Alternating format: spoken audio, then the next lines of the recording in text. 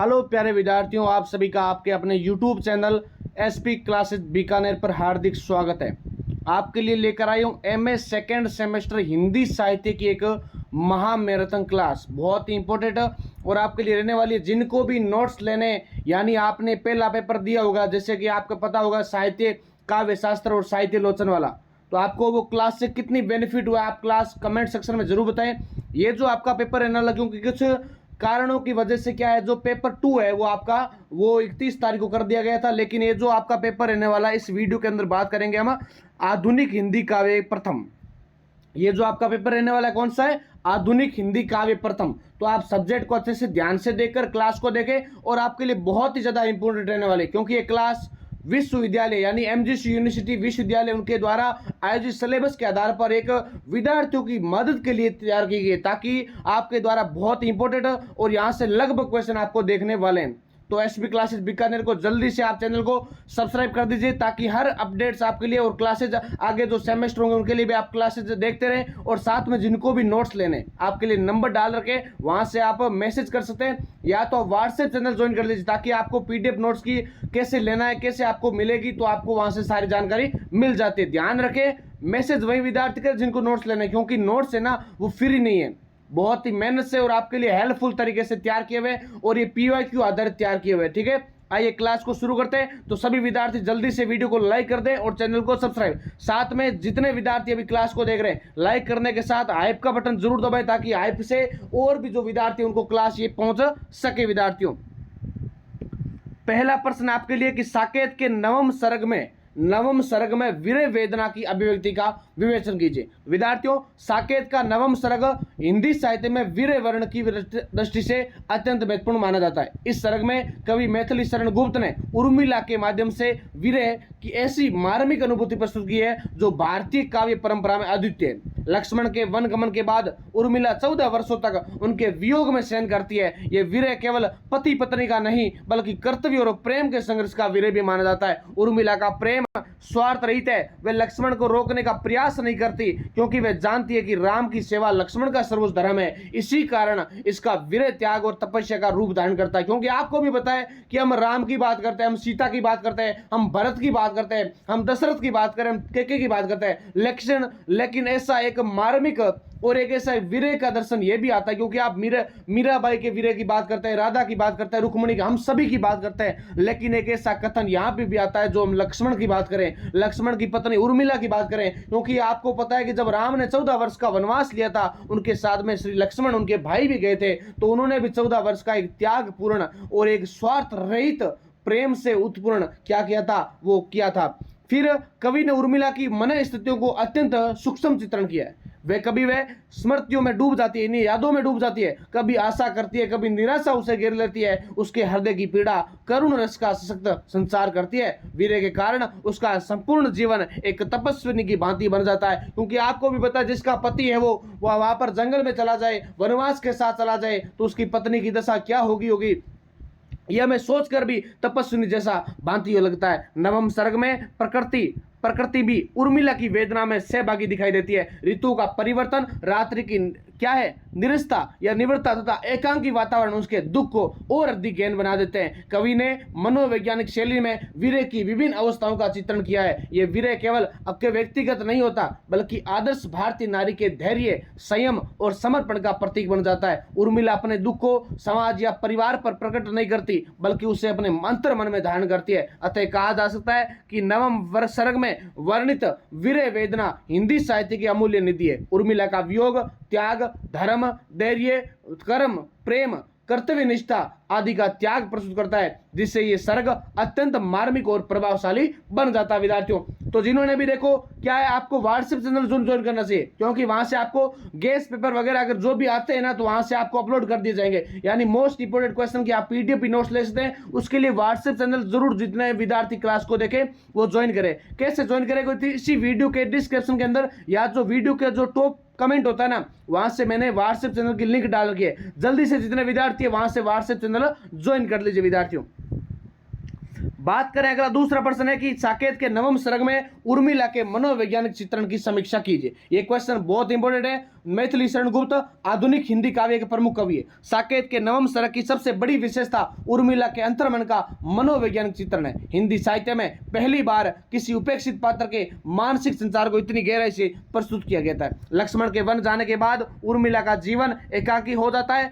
कवि ने उसके मन में उठने वाले भावों, विचारों, स्मृतियों और कल्पनाओं का अत्यंत सूक्ष्म चित्रण किया है। वे कभी अपने अतीत को याद करती है तो कभी भविष्य की कल्पना करती है और कभी वर्तमान की पीड़ा से व्याकुल हो उठती है। उर्मिला के मन में प्रेम, त्याग, कर्तव्य बोध, धैर्य और पीड़ा का अद्भुत समन्वय दिखाई देता है। वह लक्ष्मण के प्रति पूर्ण समर्पित है, किंतु उसके मन में यह प्रश्न भी उठता है कि क्या उसके जीवन का कोई महत्व नहीं है। ये द्वंद्व उसके चरित्र को मानवीय बनाता है। कवि ने स्वगत कथन, आत्मसंवाद की शैली के माध्यम से उर्मिला के अंतर्मन को उद्घाटित किया है और उसके मन की सूक्ष्मतम संवेदनाएं उसके प्रकट किए, पाठक के सामने क्या किया, जीवित बनाई है। ये आधुनिक मनोवैज्ञानिक काव्य की महत्वपूर्ण उपलब्धि है। ये आपको पॉइंट्स याद होने चाहिए, क्योंकि अगर इस वीडियो को ध्यान से आप सुनेंगे, मन लगा कर देखें, तो मेरा ये वादा है आपका पेपर बहुत ही ज्यादा अच्छा होगा। जो विद्यार्थी इस वीडियो को देखकर जाएंगे और क्लास को अच्छे से पूरा समझ कर जाएंगे ना, वे विद्यार्थी इस MA second semester Hindi literature के सिलेबस के अकॉर्डिंग आप अच्छी तैयारी कर चुके होंगे और आपका पेपर बहुत ही बेस्ट होने वाला। चारों पेपर मैं आपको इसी वीडियो के इसी चैनल पर आपको करवाने वाला हूं। तभी बोलता हूं आप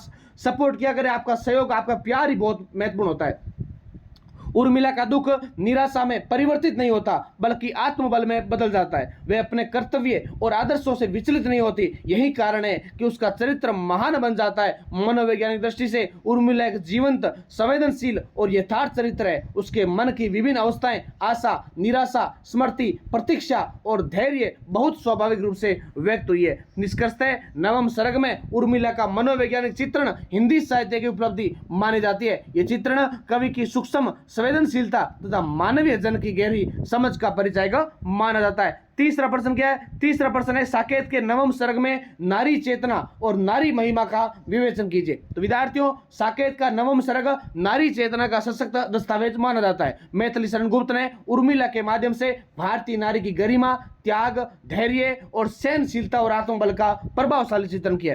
रामायण परंपरा में उर्मिला अपेक्षाकृत उपेक्षित पात्र रही है, किंतु गुप्त जी ने उसे काव्य की केंद्र बिंदु बनाकर नारी के महत्व को प्रतिष्ठित किया है। उर्मिला केवल लक्ष्मण की पत्नी नहीं है, बल्कि स्वतंत्र व्यक्तित्व वाली संवेदनशील नारी है। उर्मिला के जीवन में त्याग की सर्वोच्च भावना दिखाई देती है। वे अपने व्यक्तिगत सुखों का बलिदान कर लक्ष्मण को राम की सेवा के लिए भेज दिया। यानी इसके अंदर यह बताया गया है, यहाँ पे गुप्त जी क्या कहते हैं, मैथिली शरण गुप्त जी, कि नारी, ये उर्मिला एक लक्ष्मण की पत्नी नहीं है, वे स्वतंत्र नारी भी है कि अपने जीवन का त्याग करके, अपनी सर्वोच्च भावनाओं को उनके त्याग करके क्या करती है, अपने व्यक्तिगत सुखों का बलिदान करके वो लक्ष्मण को राम की सेवा के लिए भेजती है। उसका ये त्याग किसी दबाव का परिणाम नहीं है, बल्कि उसकी आत्मिक शक्ति का परिचायक है। नारी चेतना का दूसरा महत्वपूर्ण पक्ष उसका आत्मसम्मान है। और उर्मिला की बात करें तो उर्मिला पीड़ा को नहीं बदलने देती, उर्मिला पीड़ा को दुर्बलता नहीं बनने देती, वे अपने दुख को सहते हुए आत्मगौरव बनाए रखती है। इसमें उसका व्यक्तित्व अत्यंत प्रभावशाली बन जाता है। कवि ने यह सिद्ध भी किया है कि नारी केवल भावुकता की प्रतीक नहीं है, बल्कि शक्ति, धैर्य और प्रेरणा का स्रोत भी मानी जाती है। उर्मिला का मौन तप सो लक्ष्मण की तपस्या से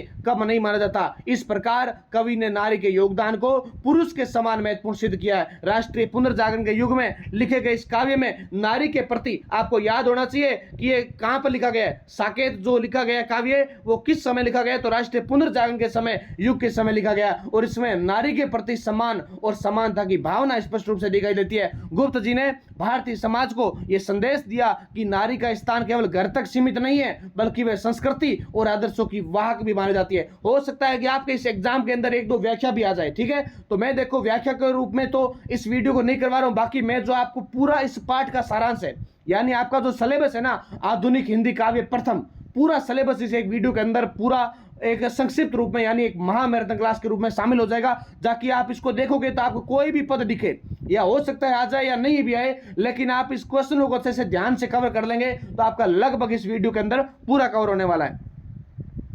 अतः नवम सर्ग में उर्मिला भारतीय नारीत्व की सर्वोच्च प्रतिनिधि बनकर उभरती है। उसके माध्यम से नारी महिमा, आत्मबल, त्याग और कर्तव्य निष्ठा की प्रतिष्ठा मानी जाती है, जो इस सर्ग की सबसे बड़ी उपलब्धि मानी जाती है। अगला चौथा प्रश्न है, कामायनी के चिंता सर्ग का दार्शनिक विवेचन कीजिए। कामायनी का जो चिंता सर्ग है ना, उसका दार्शनिक विवेचन करना है। विद्यार्थियों, अभी तक अगर आपने वीडियो को लाइक नहीं किया और चैनल को सब्सक्राइब नहीं किया है, जल्दी से जितने विद्यार्थी अभी जस्ट जुड़े या वीडियो को देख रहे हैं, चैनल को सब्सक्राइब जरूर कर दें।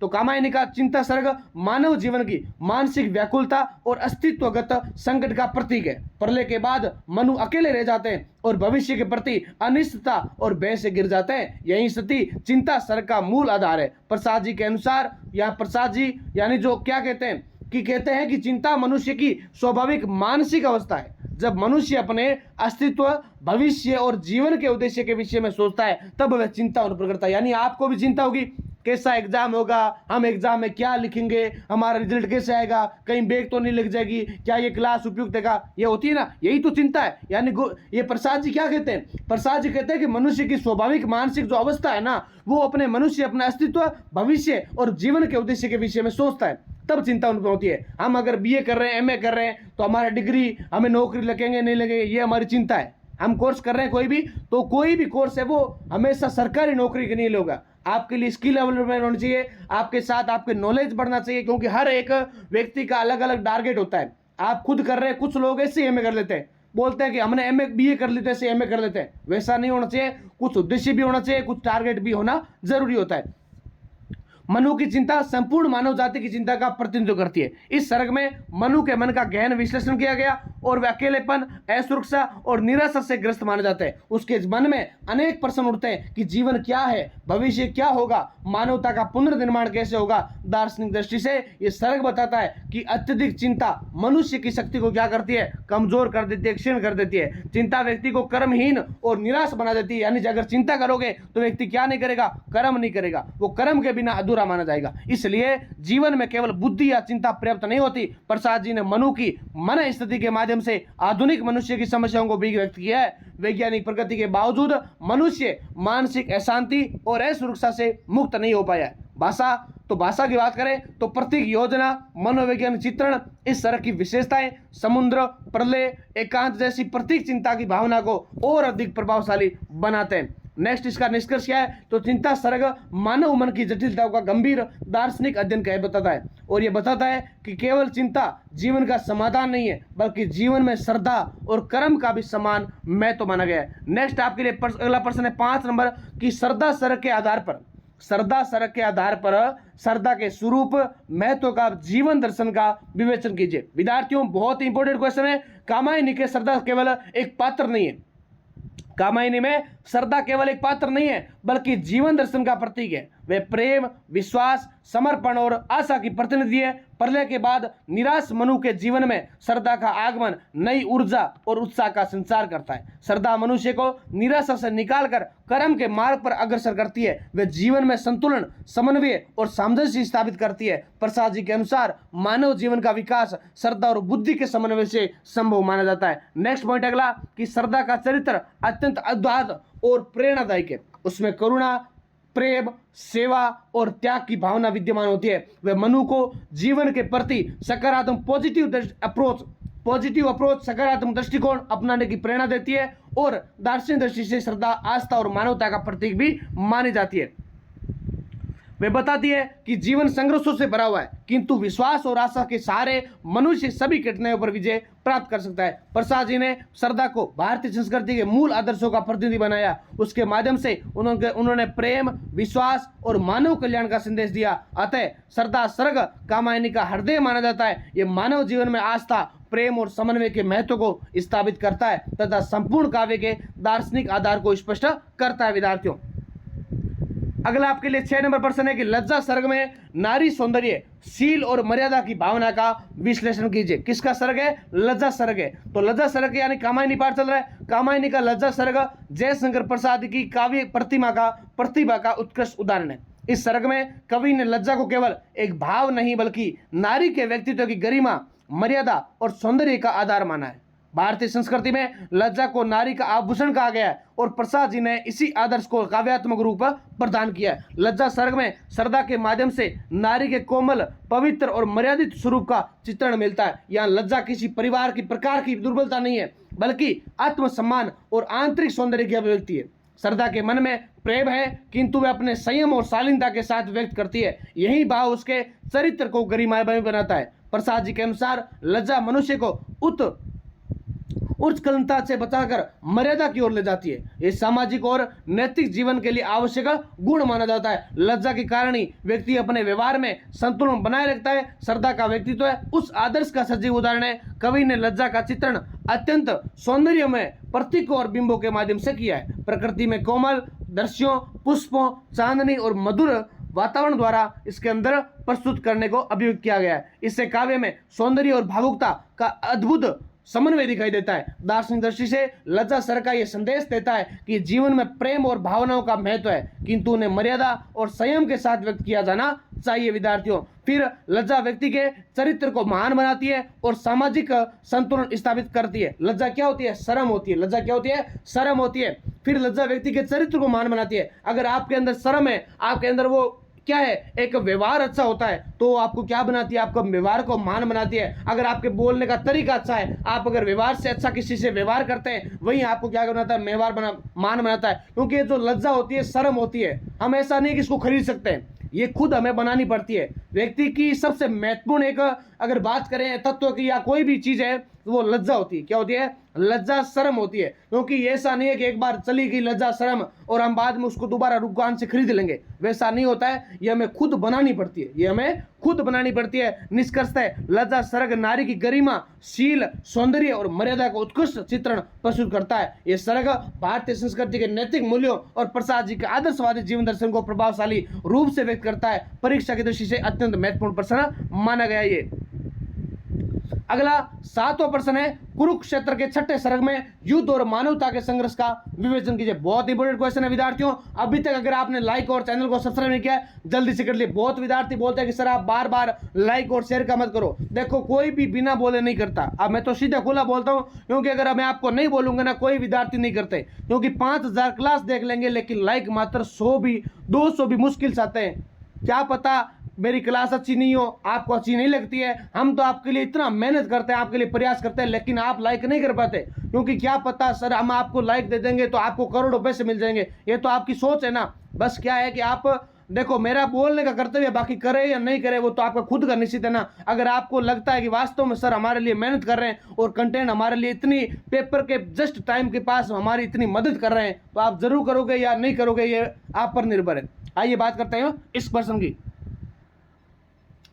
रामधारी सिंह दिनकर कृत कुरुक्षेत्र आधुनिक हिंदी साहित्य का महत्वपूर्ण प्रबंध काव्य माना जाता है, जिसका 6ठा सर्ग विशेष रूप से युद्ध और मानवता के लिए संघर्ष को केंद्र में रखता है। द्वितीय विश्व युद्ध की विभीषिका की पृष्ठभूमि में रचित ये काव्य युद्ध के परिणामों और मानव जीवन पर उसके प्रभावों का गंभीर विश्लेषण प्रस्तुत करता है। 6ठे सर्ग में दिनकर ने महाभारत युग में के माध्यम से आधुनिक विश्व की समस्याओं को अभिव्यक्त किया है। युद्ध समाप्त हो चुका है, किंतु उसके परिणाम अत्यंत भयावह हैं। चारों ओर विनाश, दुख, पीड़ा और मृत्यु का वातावरण दिखाई देता है। विजेता और पराजित दोनों ही दुखी है। कवि के अनुसार युद्ध कभी भी मानवता का वास्तविक कल्याण नहीं कर सकता, क्योंकि युद्ध में लाखों निर्दोष लोग मारे जाते हैं, परिवार नष्ट हो जाते हैं, सामाजिक व्यवस्था बिखर जाती है। इसलिए मानवता और युद्ध परस्पर विरोधी तत्व होते हैं। दिनकर यह भी स्वीकार करते हैं कि जब अन्याय, अत्याचार और शोषण अपनी सीमा पर पार कर लेते हैं, तब युद्ध अनिवार्य भी हो जाता है। किंतु उसका उद्देश्य विनाश नहीं होता, बल्कि न्याय की स्थापना होना चाहिए। 6ठे सर्ग में युधिष्ठिर के माध्यम से कवि ने युद्ध के प्रति गहरी संवेदना व्यक्त की है। युधिष्ठिर विजय प्राप्त करने के बाद भी प्रसन्न नहीं थे, क्योंकि उन्हें युद्ध में हुए विनाश का बोध है। काव्य का मुख्य संदेश मानवता, शांति और विश्व बंधुत्व की भाईचारे की स्थापना करना है। दिनकर चाहते हैं कि संसार युद्ध की विभीषिका से मुक्त होकर प्रेम और सहयोग के मार्ग पर चले। अतः 6ठा सर्ग युद्ध की निरर्थकता और मानवता की महत्ता को प्रभावशाली ढंग से प्रस्तुत करता है, और ये आज भी उतना प्रासंगिक है जितना रचना काल में माना गया है। अगला आपके लिए 8वां प्रश्न है कि कुरुक्षेत्र में युधिष्ठिर के चरित्र का मूल्यांकन कीजिए। यह क्वेश्चन बहुत बार पूछा गया और सबसे इंपॉर्टेंट क्वेश्चन है आपके लिए। फिर आपके लिए जो 8वां क्वेश्चन है कि कुरुक्षेत्र में युधिष्ठिर का चरित्र अत्यंत महत्वपूर्ण है। दिनकर ने उन्हें केवल महाभारत के पात्र के रूप में नहीं बल्कि आधुनिक मानवता के प्रतिनिधि के रूप में प्रस्तुत किया है। वे सत्य, न्याय, करुणा और शांति के प्रतीक है। युद्ध समाप्त होने के बाद युधिष्ठिर के मन में गहरा पश्चाताप उत्पन्न होता है। वे विजय प्राप्त करने के बावजूद स्वयं को अपराधी अनुभव करते हैं। उन्हें लगता है कि राज्य की प्राप्ति के लिए असंख्य लोगों का रक्त बहाना उचित नहीं है। उनके बाद युधिष्ठिर का चरित्र मानवीय संवेदनाओं से परिपूर्ण है। वे युद्ध के माध्यम से परिणाम को देखकर अत्यंत दुखी हो जाते हैं। उनकी दृष्टि केवल सत्ता प्राप्ति तक सीमित नहीं थी बल्कि संपूर्ण मानव समाज के कल्याण पर केंद्रित है। उनके व्यक्तित्व में करुणा, सहानुभूति और नैतिकता के गुण विद्यमान है। वे युद्ध के स्थान पर क्या करते हैं? शांति और प्रेम को अधिक महत्व देते हैं। इसी कारण वे आधुनिक युग के शांति दूत के रूप में दिखाई देते हैं। नेक्स्ट अगला प्रश्न आपके लिए, अगला पॉइंट है कि दिनकर ने युधिष्ठिर के माध्यम से यह संदेश दिया कि सच्चा नेतृत्व वही है जो मानवता के हित को सर्वोपरि माने। उसका चरित्र आदर्शवाद और यथार्थवाद का संतुलित रूप प्रस्तुत करता है। निष्कर्षतः कुरुक्षेत्र के युधिष्ठिर आधुनिक युग की नैतिक चेतना के प्रतीक माने जाते हैं। उनका चरित्र मानवता, न्याय और शांति की स्थापना का प्रेरणा स्रोत माना जाता है। अगला आपके लिए 9वां प्रश्न है कि कुरुक्षेत्र के छठे सर्ग के आधार पर दिनकर के मानवतावादी दर्शन का विवेचन कीजिए। तो कुरुक्षेत्र का मूल स्वर मानवतावादी है। दिनकर ने इस काव्य में मनुष्य को सर्वोच्च मूल्य के रूप में प्रतिष्ठित किया। उसका विश्वास है कि किसी भी व्यवस्था, विचारधारा या युद्ध से अधिक महत्वपूर्ण मानव जीवन और उसकी गरिमा मानी जाती है। छठे सर्ग में युद्ध की समाप्ति के बाद उत्पन्न परिस्थितियों का चित्रण किया गया है। चारों ओर मृत्यु, विनाश और दुख का वातावरण है और ये दृश्य कवि के हृदय को उद्वेलित करता है और वे मानवता के पक्ष में अपनी आवाज उठाते हैं। दिनकर के अनुसार मनुष्य का वास्तविक धर्म प्रेम, सहयोग और सह अस्तित्व है। युद्ध इन मूल्यों को नष्ट कर देता है, इसलिए वे शांति और मानव कल्याण को सर्वोच्च आदर्श मानते हैं। कवि यह भी मानते हैं कि अन्याय और अत्याचार के विरुद्ध संघर्ष करना जरूरी है, किंतु संघर्ष का उद्देश्य मानवता की रक्षा होना चाहिए, न कि विनाश होना चाहिए। यही उनके मानवतावादी दर्शन का मूल आधार है। युधिष्ठिर के माध्यम से दिनकर ने मानवीय करुणा और नैतिकता को अभिव्यक्त की है। युद्ध की विजय भी उन्हें संतोष नहीं देती क्योंकि मानवता की हार हो चुकी है। दिनकर का मानवतावाद केवल भावनात्मक नहीं बल्कि व्यवहारिक है। वे ऐसे समाज की कल्पना करते हैं जहां पर क्या मिलता है? समानता, न्याय और शांति का वातावरण। उनका ये दृष्टिकोण आधुनिक लोकतांत्रिक मूल्यों से जुड़ा हुआ है। अतः कुरुक्षेत्र का छठा सर्ग दिनकर के मानवतावादी दर्शन का सशक्त घोष माना जाता है। ये मानव जीवन की गरिमा, विश्व शांति तथा नैतिक मूल्यों की स्थापना का संदेश देता है और आधुनिक युग में विशेष रूप से प्रासंगिक सिद्ध होता है। अगला आपके लिए 10वां प्रश्न है, संशय की एक रात।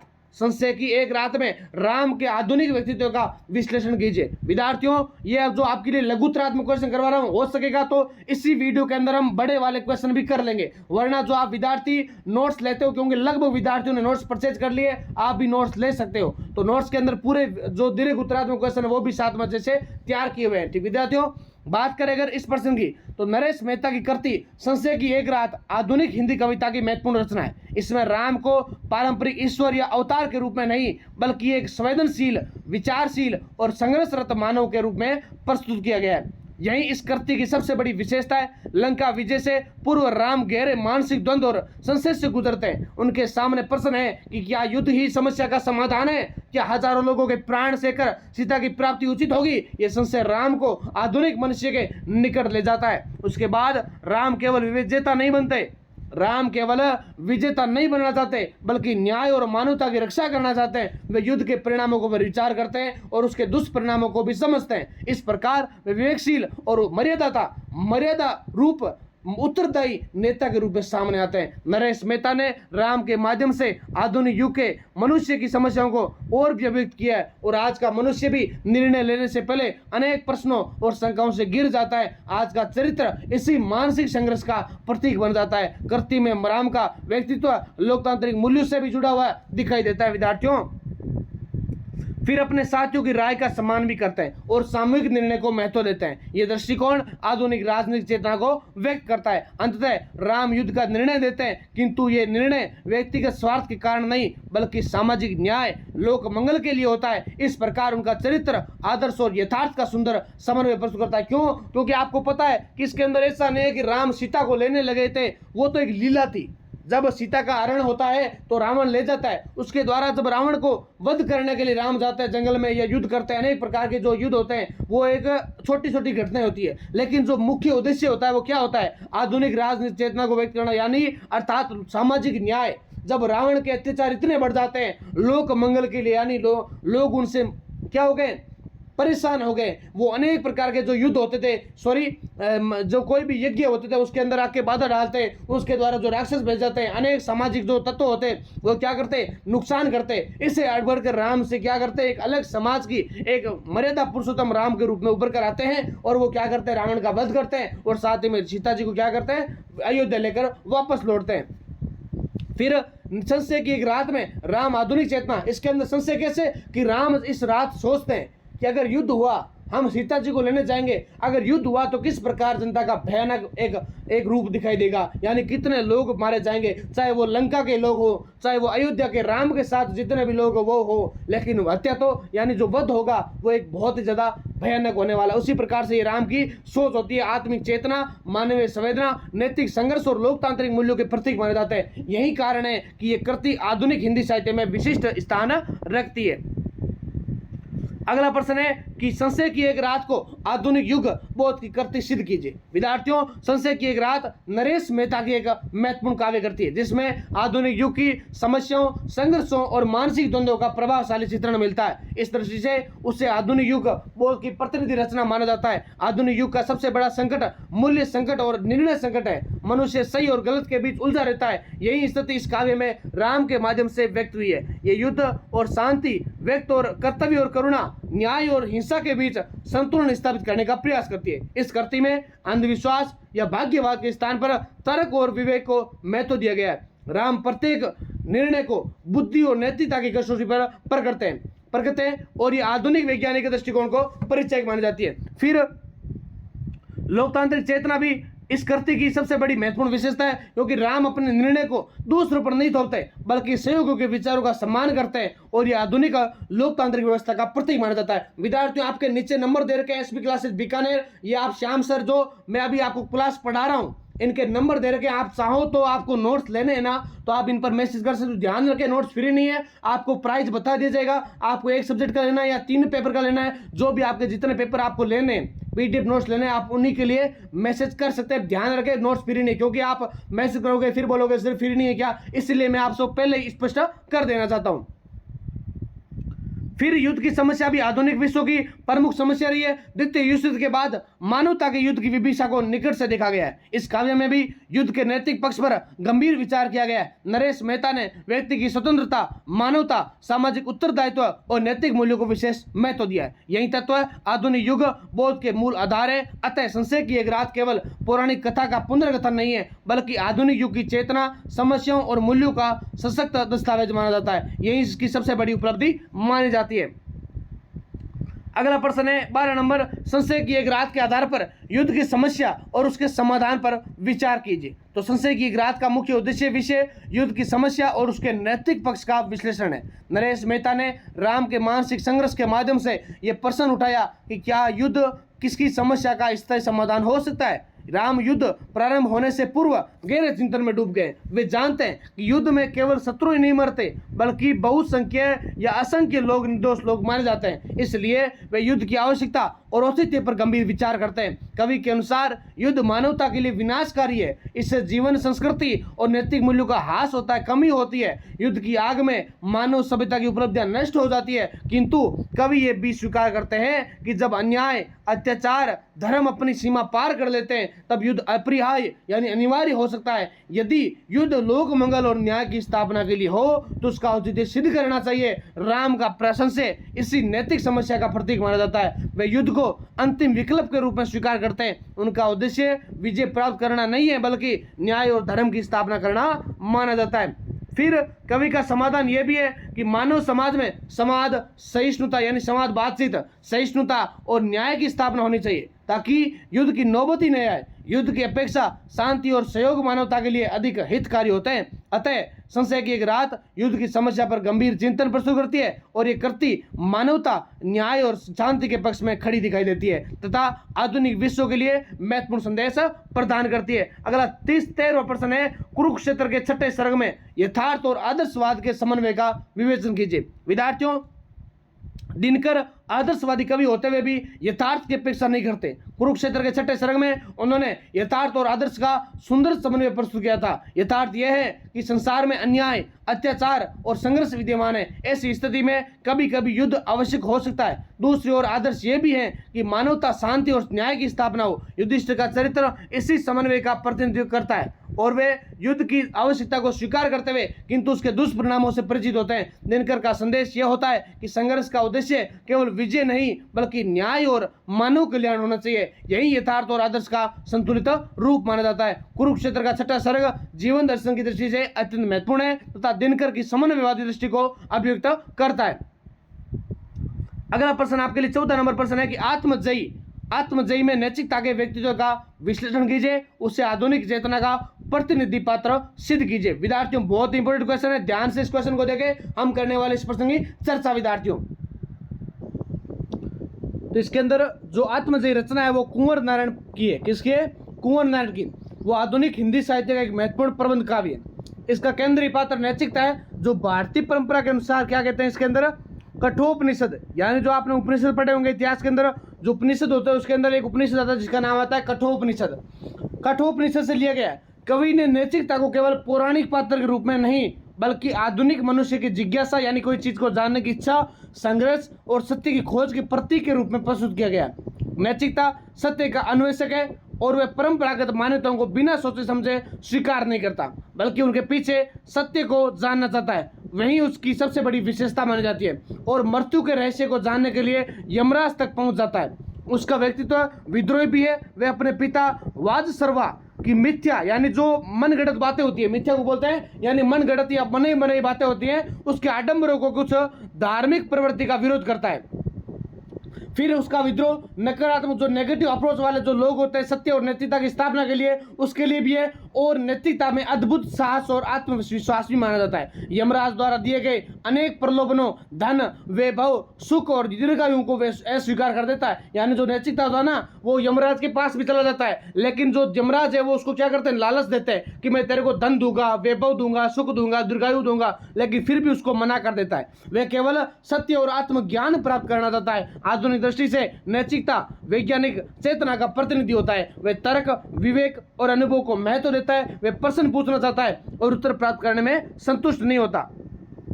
यानी कोई भी अगर उत्तर नहीं देता ना, तब तक वो क्या नहीं होता, संतुष्ट नहीं होता। फिर बात करें, कवि ने नैतिकता के माध्यम से आधुनिक मनुष्य के अस्तित्वगत संकट को व्यक्त किया। जीवन, मृत्यु, आत्मा और सत्य जैसे प्रश्न आज भी उतना ही महत्वपूर्ण है जितने प्राचीन काल में माने जाते हैं। निष्कर्षतः नैतिकता सत्य, साहस और विवेक और आत्म संघर्ष और आत्म ज्ञान पिपासा का प्रतीक माना जाता है। वे आधुनिक चेतना का प्रतिनिधि पात्र हैं तथा संपूर्ण काव्य का दार्शनिक केंद्र भी माना गया है।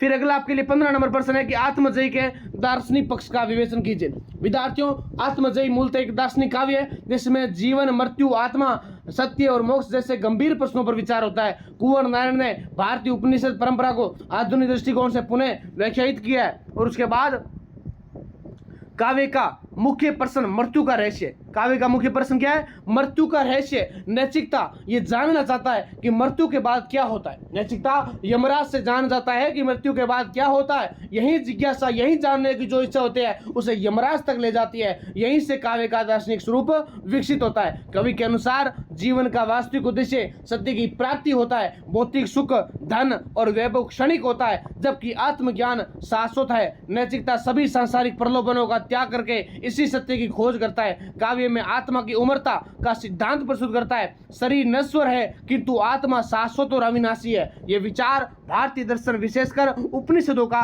मूल तत्व होता है। कुंवर नारायण ने इस पारंपरिक दर्शन को आधुनिक जीवन से जोड़ा है। उनके अनुसार मनुष्य को बाहरी उपलब्धियों से अधिक अपने आंतरिक विकास पर ध्यान देना चाहिए। आत्मबोध ही वास्तविक आत्मबोध ही वास्तविक मुक्ति का मार्ग है। कुछ विद्यार्थी कमेंट करते हैं या कुछ विद्यार्थी बोलते भी हैं, सर आप तो केवल पढ़ाते ही हो, आप मतलब जैसे क्या करते हैं व्याख्यान विधि से। तो हमारा उद्देश्य क्या है, हम ये क्लास जो चैनल लेकर चल रहे हैं उसका उद्देश्य क्या है कि आपको कम टाइम के अंदर, आपको एक वीडियो के अंदर, 2 वीडियो के अंदर पूरा सिलेबस कवर करवाना, ताकि आप वीडियो देख कर जाएं तो आपको बहुत सारी बातें याद रहे जो आप एग्जाम में लिख रहे हो, और आपको यूनिवर्सिटी के द्वारा जो बैक दी जाती है, आपके जो फेल आ जाते हैं वो आप नहीं हो। अगर मुझे डिटेल से पढ़ाना होता, अगर मुझे एक एक टॉपिक को बोर्ड पर अगर 50 क्लास लगानी होती तो आप इस क्लास पर नहीं आते। आप क्या करते हैं, 1 वीक में से 10 क्वेश्चन छांटते और वो पढ़ के चले जाते। हमारा उद्देश्य क्या है कि आपको कहानी के रूप में एक ऐसा तैयार करवाना जो मेरी शैली है। कुछ विद्यार्थियों को मेरी शैली जो बोलने की वो अच्छी नहीं लगती है, या हो सकता है किसी को अच्छी लगे, वो आप कमेंट सेक्शन में बता सकते हैं कि सर हमारा जो आपका बोलने का तरीका है वो कैसा है। आप कमेंट में बताएं कि सर वास्तव में हमें बहुत समझ में आता है, या जो मैं बोल रहा हूँ वो लैंग्वेज आपको बहुत ही अच्छे से पल्ले पड़ रही है क्या। आप कमेंट में बताएं ताकि इससे हमें भी बेनिफिट होगा और आपको भी बेनिफिट होगा। वैसे अगर आपको हम एक एक टॉपिक को अच्छे से पूरा डिटेल में समझाएंगे तो कोई विद्यार्थी नहीं देगा, क्योंकि बहुत से विद्यार्थी जो अभी 2 घंटे बाद पेपर अभी वीडियो देख रहे हैं, या हो सकता है कल पेपर है या आज वीडियो देख रहे हैं, ऐसा बहुत बार होता है। और हमारे चैनल पर यही सिस्टम है, क्योंकि लगभग विद्यार्थी क्या करते हैं, वीडियो से पेपर से जस्ट 1-2 दिन पहले आते हैं और वे देखते हैं। अगर वो 2 महीने पहले लगा के छोड़ते कोई नहीं देखता, क्योंकि सभी विद्यार्थी या कोई भी जो काम करने वाले होते हैं, कुछ हाउसवाइफ होते हैं, कुछ कोई कंपटीशन की तैयारी करते हैं, उनको बस बहुत ही अच्छे से पेपर दे के आना है। इसी टारगेट से लेकर हम क्या करते हैं, ये पेपर अच्छे से करवाने का प्रयास करते हैं। बाकी आप डिटेल से ज्ञान प्राप्त करना होता है तो पूरा साल पढ़ा रहता है, पूरा सेमेस्टर अच्छे से पढ़ा करो, आप क्लासेस ज्वाइन किया करो, हर चीज़ करा करो, ठीक है। वो अलग चीज़ है, ये अलग चीज़ है, ठीक है। अगर बात करें दार्शनिक दृष्टि से, ये काव्य जीवन की सार्थकता का प्रश्न उठाता है। मनुष्य को अपने अस्तित्व का अर्थ खोजने का प्रयास करना चाहिए, यही खोज उसे श्रेष्ठ बनाती है। यानी आप मनुष्य हो, आपका अस्तित्व क्या है, आप इस धरती पर आए हो, खाया पिया कमाया चले गए, वही अस्तित्व थोड़ी हो रहता है हमारा। हम जीवन में क्या कर सकते हैं, हमें लोग कैसे याद करेंगे। आपने अगर नौकरी ज्वाइन की है, आप किसी विद्यालय में पढ़ाते हैं, प्राइवेट विद्यालय में, तो उसका मतलब ये नहीं है कि आपने अस्तित्व बनाया, उसका कतई % नहीं होता, क्योंकि आपको उसका 10,000 मिला है ना, तो आप घर पे लगाएंगे, उससे आपको दुनिया नहीं जानेगी। दुनिया कब जानेगी, जब आप खुद एक ऐसी चीज क्रिएट करोगे जिससे लोग आपको पहचानेंगे। यानी दार्शनिक दृष्टि से क्या है जीवन की सार्थकता, कि मनुष्य को अपने अस्तित्व का अर्थ बताना, इस जिंदगी के अंदर अपने जिले के अंदर, अपने समाज के अंदर एक ऐसा नाम करे ताकि आपका नाम हो कि वास्तव में हमने कुछ किया है, हमने श्रेष्ठता प्रदान की है। वो होता है, क्या होता है, जीवन का सार्थकता। तो भाषा, प्रतीक, बिंबों के माध्यम से कवि ने गहन दार्शनिक विचारों को अत्यंत प्रभावशाली ढंग से प्रस्तुत किया है विद्यार्थियों। अगला आपके लिए 16 नंबर प्रश्न है, आत्मजयी को जीवन मूल्यों और मानवतावादी चेतना का काव्य सिद्ध कीजिए। विद्यार्थियों, कुंवर नारायण का आत्मजयी केवल दार्शनिक काव्य नहीं है, बल्कि जीवन मूल्यों, मानवतावादी चेतना का भी महत्वपूर्ण दस्तावेज है। इससे मनुष्य के नैतिक, आध्यात्मिक और मानवीय विकास की प्रक्रिया का चित्रण किया गया है। काव्य का केंद्रीय पात्र नैतिकता, सत्य, साहस, आत्मसम्मान और नैतिकता जैसे उच्च जीवन मूल्यों को प्रतिनिधित्व करता है। वह किसी भी प्रकार के प्रलोभन के सामने अपने आदर्शों से समझौता नहीं करता, उसे ये महान बनाता है। मानवतावादी दृष्टि से काव्य मनुष्य की गरिमा और स्वतंत्र चिंतन को महत्व देता है। नैतिकता किसी भी अंधविश्वास को स्वीकार नहीं करता, बल्कि प्रत्येक बात को तर्क और विवेक की कसौटी पर प्रकटता है। कवि के अनुसार मनुष्य का वास्तविक विकास उसके आंतरिक गुणों में निहित होता है। धन, शक्ति, भौतिक सुख जीवन का अंतिम लक्ष्य नहीं है, बल्कि सत्य, ज्ञान और आत्मबोध ही वास्तविक उपलब्धियां मानी जाती है। काव्य में जीवन के प्रति पॉजिटिव दृष्टिकोण यानी अप्रोच जो पॉजिटिव है आपका, वो प्रस्तुत किया जाता है। मृत्यु को भय का विषय नहीं मानकर ज्ञान और आत्मबोध की दिशा में एक महत्वपूर्ण प्रश्न के रूप में देखा जाता है विद्यार्थियों। उसके बाद आधुनिक समाज में जहां भौतिकवाद और उपभोक्तावाद का प्रभाव पड़ रहा है, यहाँ आत्मजयी मनुष्य को नैतिक मूल्यों की ओर लौटने का संदेश देता है। यानी कहने का मतलब क्या है कि जिस समाज में आज का जो आधुनिक समाज है वो भौतिकवाद की ओर चलता है, वो उपभोक्तावाद को बढ़ावा दे रहा है, वहां पर आत्मजयी मनुष्य को नैतिक मूल्यों की ओर लौटने का संकेत देता है। ये कृति जीवन के ये जो रचना है वो जीवन की गहराइयों को समझने और आत्मचिंतन की प्रेरणा देती है। मानवतावाद की दृष्टि से ये काव्य व्यक्ति की स्वतंत्रता, उसकी गरिमा, उसके आत्म विकास को सर्वोच्च महत्व देता है। ये उसकी आधुनिक प्रासंगिकता है विद्यार्थियों। फिर अगर हम इसके निष्कर्ष की बात करें तो आत्मजयी जीवन मूल्यों, नैतिक आदर्शों, आत्मसंघर्ष और मानवतावादी चेतना का महान काव्य। यह मनुष्य को सत्य, विवेक और आत्मज्ञान के मार्ग पर चलने की प्रेरणा प्रदान करता है विद्यार्थियों। अब आपके लिए देखो कुछ दीर्घ उत्तरात्मक क्वेश्चन, देखो सारे तो एक वीडियो में नहीं हो सकते ना। अब मैं आपको जो क्वेश्चन कर रहा हूँ बहुत इंपॉर्टेंट है। कामायनी के चिंता, लज्जा और श्रद्धा सर्गों के आधार पर जयशंकर प्रसाद के मानवतावादी दर्शन का विश्लेषण कीजिए। विद्यार्थियों, कामायनी हिंदी साहित्य का एक अद्वितीय महाकाव्य है जिसमें मानव जीवन की समस्याओं, भावनाओं और उसके विकास की गहन व्याख्या की गई है। यह केवल एक काव्य रचना नहीं है बल्कि मानव सभ्यता और संस्कृति का दार्शनिक आख्यान भी है। प्रसाद का मानवतावादी दर्शन चिंता, श्रद्धा और लज्जा सर्गों का विशेष अभिव्यक्त हुआ है। इन सर्गों के माध्यम से उन्होंने मानव जीवन में आशा, प्रेम, मर्यादा, करुणा और समन्वय की आवश्यकता को प्रतिपादित किया है।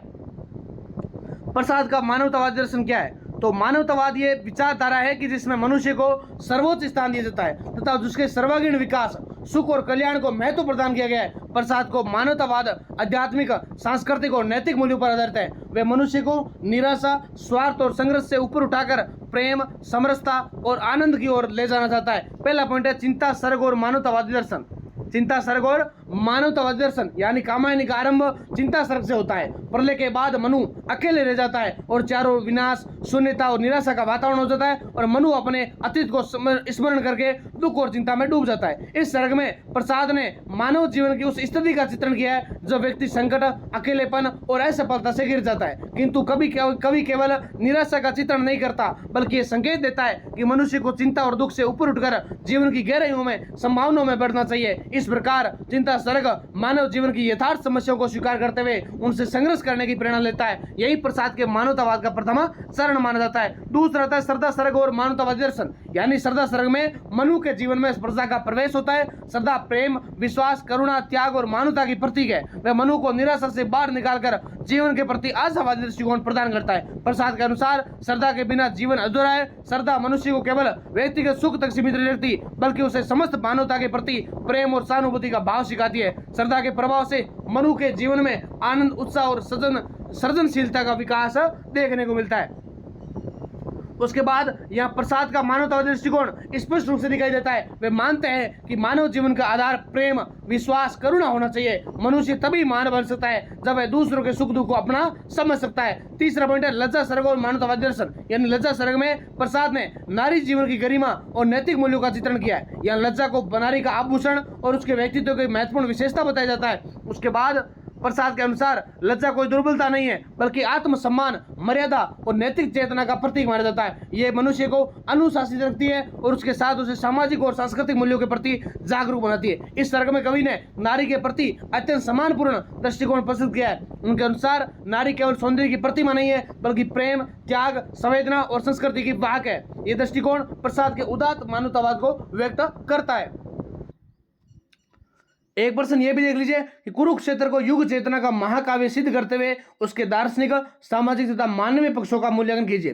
विद्यार्थियों, कुरुक्षेत्र आधुनिक हिंदी साहित्य का एक महत्वपूर्ण प्रबंध काव्य है जिसकी रचना द्वितीय विश्व युद्ध की विभीषिका, मानव सभ्यता के संकट और स्वतंत्रता पूर्व भारत की सामाजिक राजनीतिक परिस्थितियों की पृष्ठभूमि में आती है। यद्यपि इसका कथानक महाभारत युग पर आधारित है किंतु दिनकर ने उसे केवल पौराणिक आख्यान नहीं मानकर आधुनिक युग की समस्याओं, संघर्षों और आकांक्षाओं का प्रतिनिधि ग्रंथ बना दिया है। इसी कारण कुरुक्षेत्र को युद्ध चेतना का महाकाव्य कहा जाता है। बात करें अगर कुरुक्षेत्र युग चेतना का महाकाव्य, तो युग चेतना से अभिप्राय किसी युग की सामाजिक, राजनीतिक, सांस्कृतिक तथा नैतिक समस्याओं और विचारधाराओं की अभिव्यक्ति से माना जाता है। कुरुक्षेत्र में दिनकर ने महाभारत के पात्रों और घटनाओं के माध्यम से आधुनिक विश्व की समस्याओं, युद्ध, शांति, शोषण, असमानता, साम्राज्यवाद तथा मानवतावाद के संकट पर विचार किया है। उसके बाद में युधिष्ठिर और भीष्म के संवाद केवल प्राचीन पात्रों की बातचीत नहीं है बल्कि आधुनिक मानव की चिंताओं और प्रश्नों की अभिव्यक्ति है। इस दृष्टि से यह महाकाव्य अपने युग की चेतना का सशक्त दस्तावेज बन जाता है। अगला पक्ष आता है दार्शनिक पक्ष यानी कुरुक्षेत्र का दार्शनिक पक्ष अत्यंत समृद्ध और विविध विचारों तो जगह है जिसने दिनकर ने जीवन, कर्म, धर्म, न्याय, युद्ध और शांति जैसे महान प्रश्नों पर गंभीर प्रश्न किया है। फिर काव्य का मूल दर्शन कर्मवाद और न्यायवाद है। दिनकर भाग्यवाद के विरोधी हैं। उनके अनुसार मनुष्य को अन्याय और अत्याचार के विरुद्ध सक्रिय संघर्ष करना चाहिए। वे निष्क्रियता को मानव प्रकृति का शत्रु मानते हैं। दिनकर का दर्शन आदर्श और यथार्थ के समन्वय पर आधारित है। वे केवल शांति की बात नहीं करते बल्कि ये स्पष्ट भी करते हैं कि अन्याय पर आधारित शांति वास्तविक शांति नहीं होती बल्कि इसलिए न्यायपूर्ण संघर्ष को आवश्यक मानते हैं। उनके विचारों में भारतीय संस्कृति, गीता का कर्मयोग तथा आधुनिक मानवतावाद का सुदृढ़ समन्वय दिखाई देता है।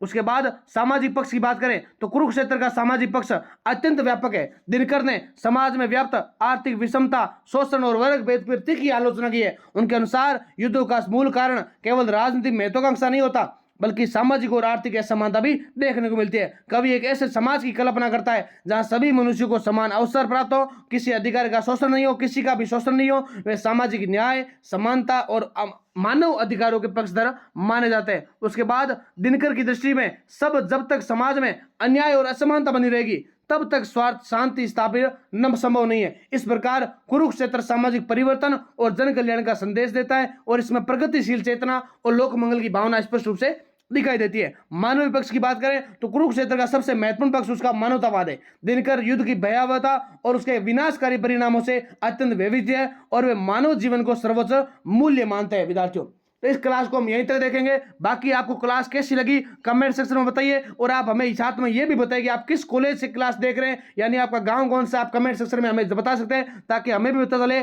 कि वो विद्यार्थी है चाहे MLB कॉलेज से देख रहे हैं, आप डूंगर कॉलेज से देख रहे हैं या गंगानगर की कोई भी कॉलेज है, या बीकानेर, बाड़मेर या जैसलमेर, कोई भी जो गंगानगर जिला है आपके, आप जरूर कमेंट सेक्शन में बताइए। इसी के साथ आपको वीडियो कैसा लगा आप कमेंट सेक्शन में बताएं। बाकी आपके लिए जो वीडियो अपलोड कर दिए कुछ आपके लिए जल्दी अपलोड होने वाले हैं। इसी के साथ जय हिंद, जय भारत, ऑल द बेस्ट। बाकी अगर आपको वीडियो बहुत ही अच्छा लगा है तो आप कमेंट सेक्शन में बताना। साथ में जिन्होंने भी अभी तक वीडियो को लाइक नहीं किया या चैनल को सब्सक्राइब नहीं किया, जल्दी से वीडियो को लाइक करके चैनल को सब्सक्राइब जरूर करें विद्यार्थियों।